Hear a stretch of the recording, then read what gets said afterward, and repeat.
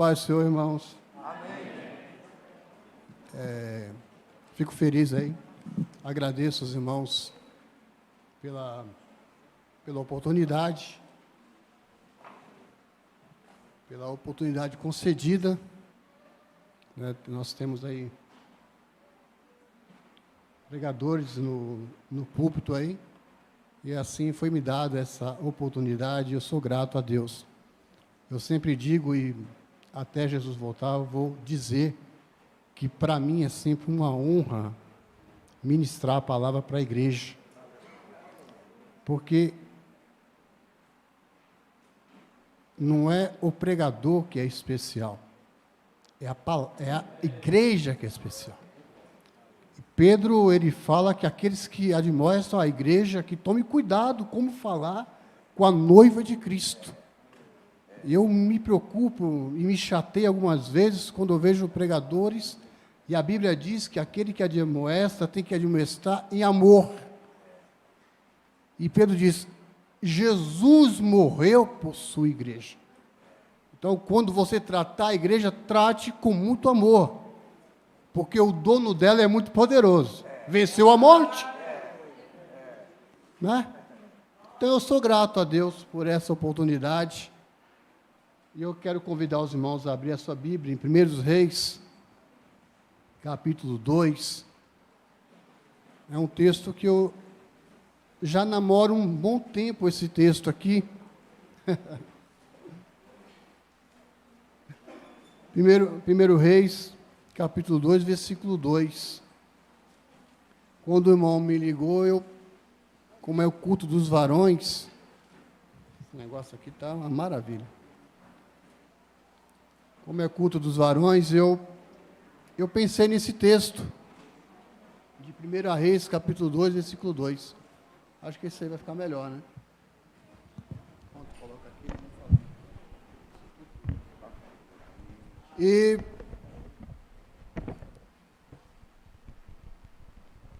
quem achou, diga amém. Amém. 1 Reis, capítulo 2, versículo 2.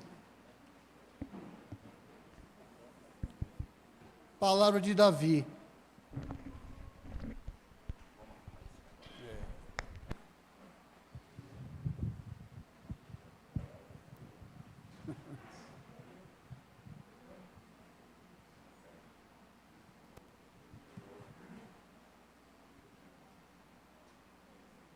Ficou melhor. 1 Reis, capítulo 2, versículo 2, diz assim: Vou para onde todos na terra irão algum dia. Seja corajoso e seja homem. Vou para onde todos na terra irão algum dia. Seja corajoso e seja homem. E seja homem. Como é que está a tradução aqui? Esforça-te, pois, e ser homem. Então, quando o irmão me convidou para fazer a ministração dessa palavra, e eu vou tentar ser rápido, porque é o tempo que nós temos nessa noite, eu, de pronto, pensei nesse texto, que é um texto que eu sempre, quando eu passo em Reis, eu fico olhando esse texto e fico pensando o que estava na cabeça de Davi, né? Mas, ao mesmo tempo, me trouxe uma certa preocupação, que quando eu comecei a dar mais uma estudada, falei, meu Deus, não é um público de só homens. Eu tenho jovens, rapazes, moças, irmãs, mas eu falei, eu vou pedir a Deus graça, porque em toda a sua palavra sagrada, a sagrada palavra, há sempre um ensinamento para todos. Todos podemos aprender com qualquer um dos versículos da Bíblia Sagrada. E, quando eu estou pensando e achando esse texto difícil, e por que é difícil? Porque eu tenho um compromisso com a interpretação do texto. Porque Davi não vai falar para a rainha, não vai falar para a moça e para a criança, ser homem Davi olha para o futuro rei de Israel, porque o capítulo 2 aqui, se você ler depois em casa, se nunca leu, você vai ver que Davi dá conselhos a Salomão, de como ele se postar, de como ele vai tratar, de como ele vai viver a sua vida, a partir daquele momento que ele vai ser coroado. E o Davi olha para o Salomão, já um mancebo, não é um camarada de 30, 40 anos, não, é um moço de 20 e poucos anos. E ele diz, você vai ter que ser homem.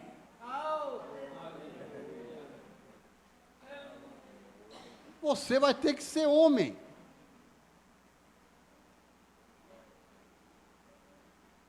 E aí o texto me pegou. Porque nós temos duas coisas importantes, que muitas vezes é muito atropelado nas pregações. Porque nós temos a visão do que a reforma protestante nos deu a livre interpretação.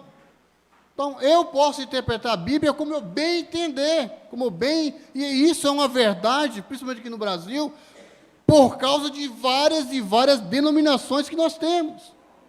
É alguém que, lendo a Bíblia, começa a interpretá-la de um jeito e diz, bom, onde eu estou não está bom. Eu tenho que sair daqui e tenho que montar uma igreja, porque eu li um texto, eu interpretei esse texto e eu discordo com o que está atrás de mim. Eu não concordo com o pastor que era até agora o meu amigo, eu não concordo com ele. Eu não concordo com o ministério, eu não concordo com a convenção, e agora eu tenho uma nova interpretação. E é um grande perigo isso. Nunca deixe de vir à escola dominical. Porque aqui, pelo menos, você vai ter uma linha de seguimento. Você não é proibido de ter uma interpretação. Mas aí eu vou falar aqui o seguinte, eu tenho a livre interpretação, mas eu tenho o livre exame da interpretação. A Bíblia interpreta a própria Bíblia. Então, se eu penso em um texto, e é isso que eu quero dizer, é a minha introdução, e eu penso uma coisa, mas lá na frente, há outro versículo que esclarece o texto, e pode modificar o meu pensamento. E aí eu tenho que entender que a Bíblia interpreta a própria Bíblia, e a interpretação da Bíblia sobre ela está acima da minha própria interpretação.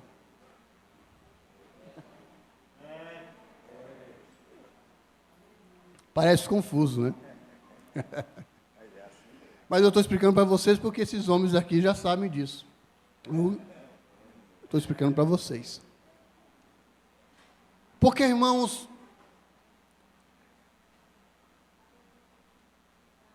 alguém disse uma certa vez que a Bíblia é uma arma. E isso não foge da verdade. Não foge da verdade. Eu posso pegar um texto e matar alguém. Eu posso pegar um texto da Bíblia e matar alguém. Porque se eu interpretar errado, eu mato uma pessoa. Eu tive um amigo que ficou afastado do Evangelho por 10 anos. E um dia nós estávamos conversando, e eu conversando com ele, e ele disse para mim assim, eu não tenho mais salvação. Eu falei, por que você não tem mais salvação? Ele falou, porque a minha dominação diz que o adultério é um ato de pecado de morte, e eu adulterei. E eu disse para ele assim, Deus é misericordioso para perdoar o seu pecado. Eu só disse isso. Alguns meses depois, me encontro com ele, e ele olhou para mim e disse, Pastor Valdir,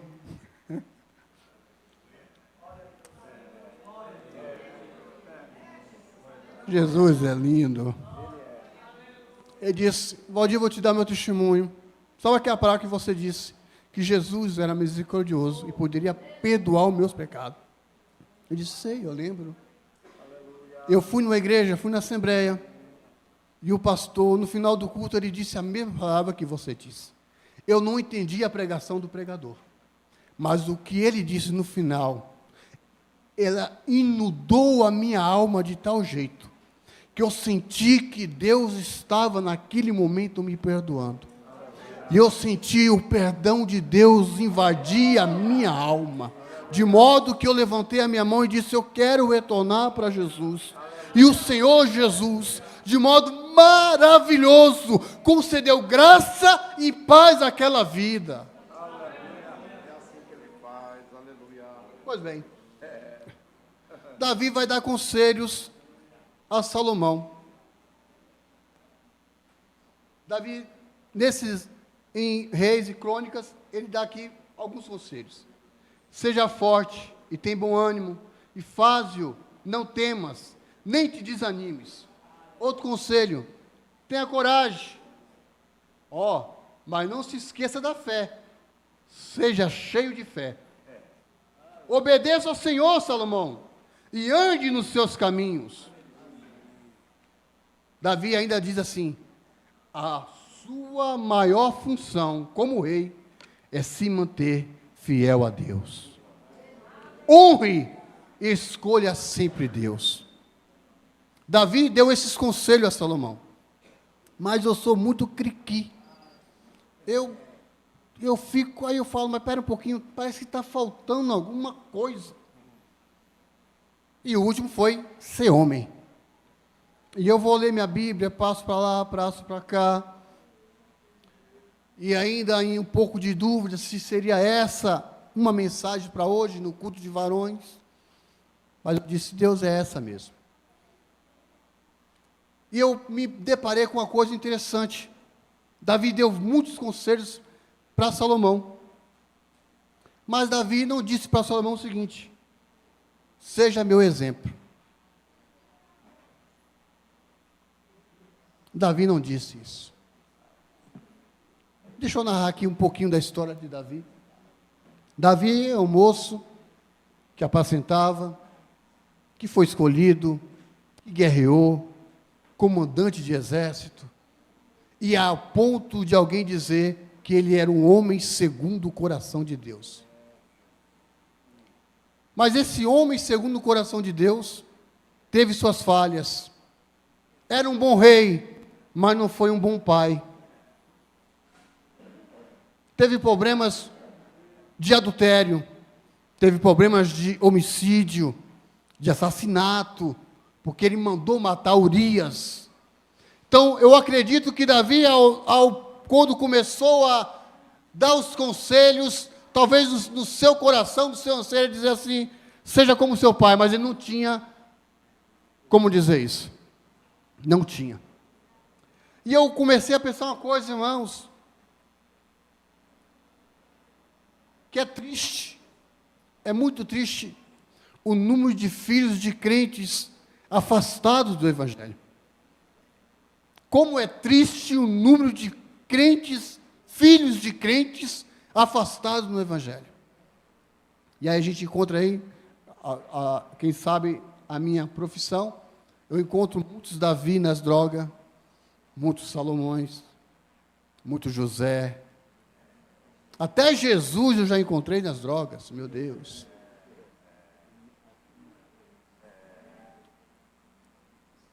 E é triste isso. E aí eu vou futucar um pouquinho mais a minha Bíblia, e eu me deparo com Provérbios 22:6. Ensina a criança no caminho em que deve andar, e ainda quando for velho, não se desviará dele. Ensina a criança no caminho em que deve andar, e ainda que for velho, não se desviará dele. Muitos pais se lamentam, porque o filho se afastou do Evangelho. Muitos questionam: Deus, em que eu errei em não conseguir manter os meus filhos na tua casa? Isso são lamentos que eu já presenciei e já ouvi, porque eu também já dirigi igreja. Mas o nosso maior problema é que a gente acredita que ensinar a criança é simplesmente pegar no colo e trazer aos cultos. E até os 8, 9 anos eu tenho esse compromisso, essa vontade de carregar. E depois disso ele se vira. Não! Porque aí eu vou procurar o texto, e lá no original, a ideia do texto, ela diz assim, porque quando diz no caminho, original quer dizer indo no caminho. Indo no caminho. Eu lembro de uma vez, eu fui para a Bahia muito novo, e eu saí com meu pai, estávamos na fazenda do meu avô, e nós fomos em outra fazenda. E imagina, eu tinha uns 10, 11 anos, aquela escuridão, eu criado na capital, imagina andar na fazenda à noite, só a luz das estrelas e da lua. E eu falei, pai, eu não estou enxergando nada. E ele disse, pisa aonde eu piso.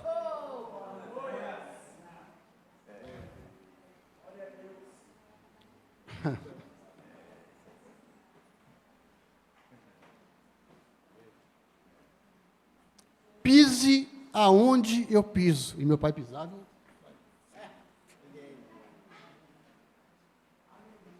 Nossos filhos precisam ter pegadas para seguir. Shambana Cantanai. Muitos filhos não ficam na igreja, porque o pai na igreja, ele é o santo. Na igreja ele é o amoroso, na igreja ele é o compreensível, na igreja ele é o misericordioso, mas em casa esses atributos somem, é a impaciência, desculpe, é a crueldade, e esse filho ele começa a questionar Deus, porque ele não encontra no pai as pegadas que precisam ser caminhadas. Então o texto diz assim, indo pelo caminho, ensine a criança onde deve andar, porque ela vai crescer, ela vai envelhecer, e ela não vai se desviar. Desviar de quê? Das pegadas que o pai, que a mãe deixou pelo caminho. Eita Deus!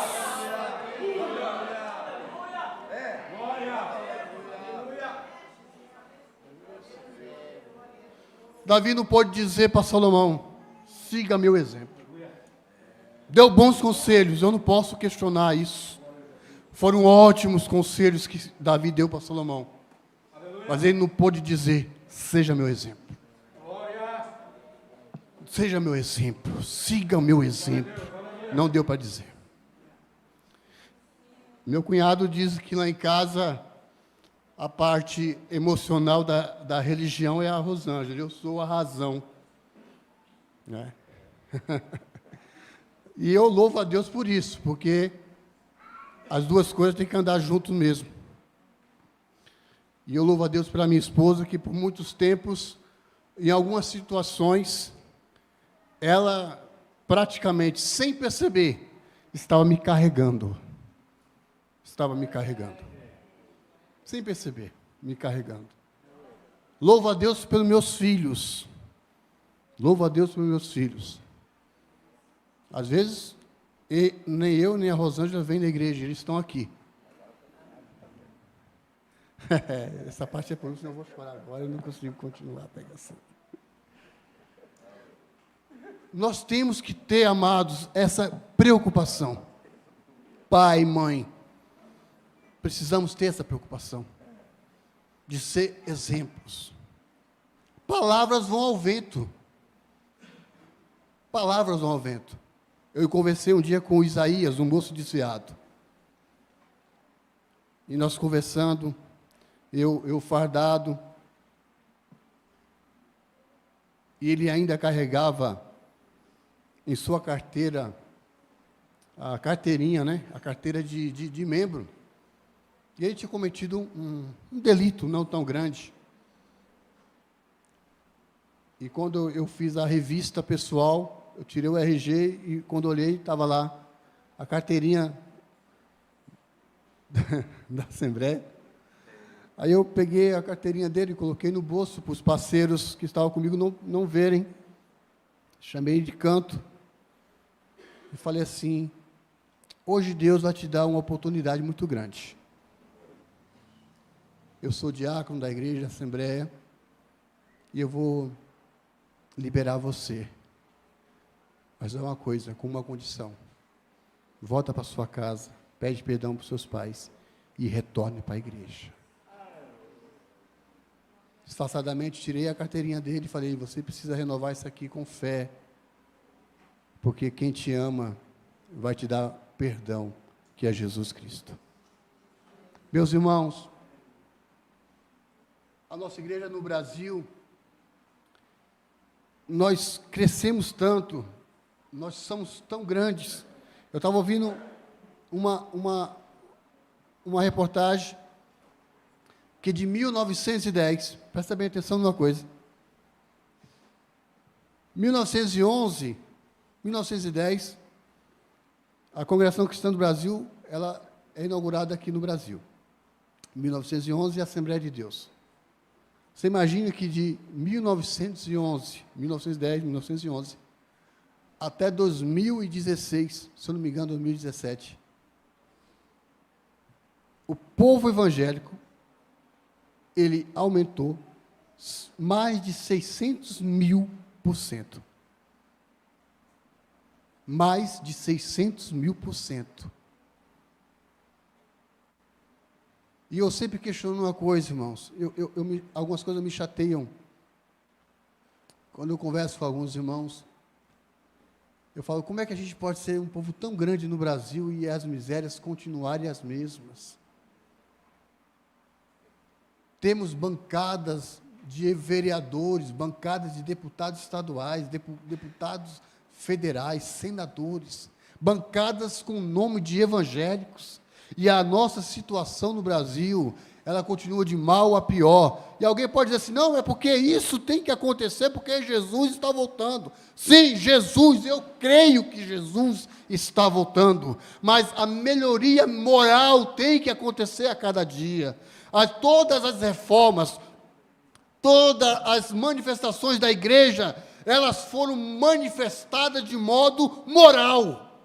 Aquele que rouba, não rouba mais. Aquele que mente, não mente mais. Aquele que adultera, não adultera mais. Aquele que vive em porfia e fornicações, não viverá mais. Por quê? Porque ele agora está em Cristo, é uma nova criatura, as coisas velhas se passaram, e eis que tudo se fez novo.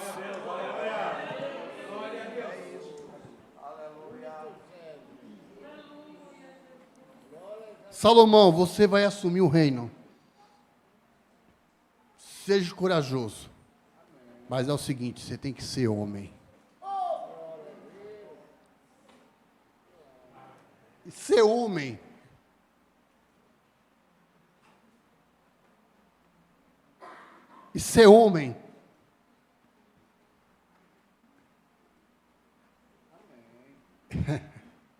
ser homem é ter firmeza.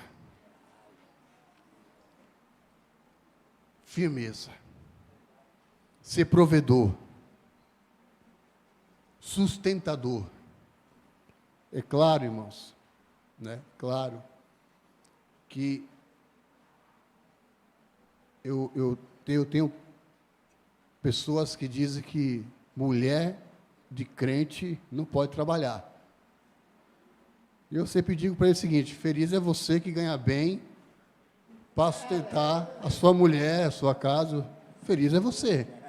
Eu preciso da ajuda da minha esposa. Eu preciso. Feliz é o homem. Feliz é o homem que tem condições financeiras de bancar, né? A mulher fala: não, você não vai trabalhar. Louvado seja Deus por você. Mas quando Davi fala para Salomão ser homem, ele teria que ter um pulso forte, teria que ter um jeito lindo de governar. Só que é o seguinte: Salomão não consegue governar bem. Salomão não consegue governar bem. Se a gente vai encerrar aqui o texto, eu quero ler um texto aqui, de Deuteronômio 17.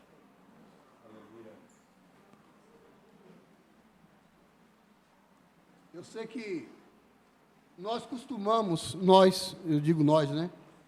Nós costumamos pintar os homens da Bíblia assim, de um modo maravilhoso, né? A gente olha Salomão, é o homem mais sábio do mundo.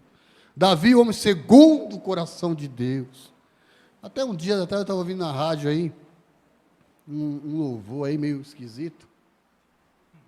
Então, a mulher cantando, disse que ela quer ter o coração de Davi, a sabedoria de Salomão. Fala, meu Deus, não pega não, porque você vai pegar só coisa ruim. Eu quero ter a força de Sansão. Cuidado, a Dalila está lá para cortar o cabelo e é miséria pura, vai ficar cego. Vamos olhar, fazer como Hebreus. Hebreus diz assim: olhe firmemente para o autor e consumador da vossa fé, Jesus. Ponto. Salomão foi sábio, foi tudo, mas olha, Deuteronômio vai dizer assim: quando vocês entrarem na terra que o Senhor, seu Deus, está dando a vocês, para que dela tome posse, e estiverem morando nela, e disserem: poremos sobre nós um rei, tal como todas as nações que estão ao nosso redor. Aí Deus diz: vocês certamente porão como rei sobre vós aquele que o Senhor, seu Deus, escolher. Homem estranho, que não seja do meio dos seus compatriotas, do meio de vocês, vocês não devem pôr como rei, e sim um do meio dos seus compatriotas. Porém, esse rei não deve multiplicar para si cavalos. Salomão tem 1 milhão de cavalos. Nem fazer o povo voltar para o Egito. Salomão casa com a egípcia.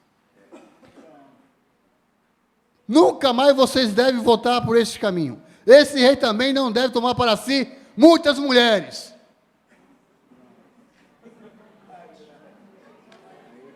Ao Salomão se gaba: 300 mulheres e 700 concubinas.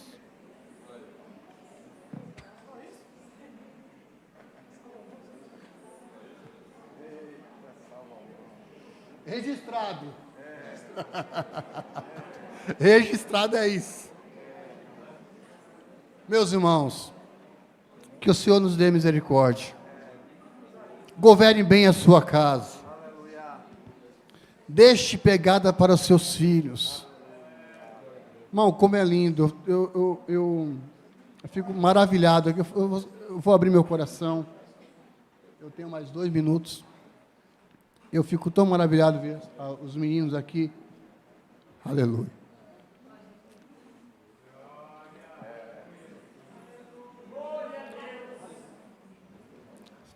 É porque a gente veio para cá em 2009, né? Então algumas crianças aqui, a gente chegou a ver aqui bebezinho. E agora está aqui, ó, na banda já, tocando conosco. Deixe pegada para os seus filhos. Deixe pegada para os seus filhos. Deixe pegada para os seus filhos, porque eles vão envelhecer. Eles vão envelhecer. No aniversário dos meus filhos eu tenho um ritual. Não se escandaliza, tá? É meu ritual. E todo ano é a mesma oração. Eu posso dizer que é a mesma reza. E eu digo: Senhor, mostra-se Deus para eles. E continue sendo o Salvador da alma deles. E daqui a pouco, se Deus quiser, estarei renovando esse ritual com meu neto. Pedindo a Deus que se manifeste a ele como Deus. E que Jesus se apresente como seu Salvador. Não sou perfeito, mas eu vou deixar pegadas para ele caminhar também. Porque meus filhos seguiram as minhas pegadas. E eu tenho certeza que o Senhor há de ter essa misericórdia do meu neto seguir as pegadas dos meus filhos. Deus abençoe, amada igreja, em nome de Jesus.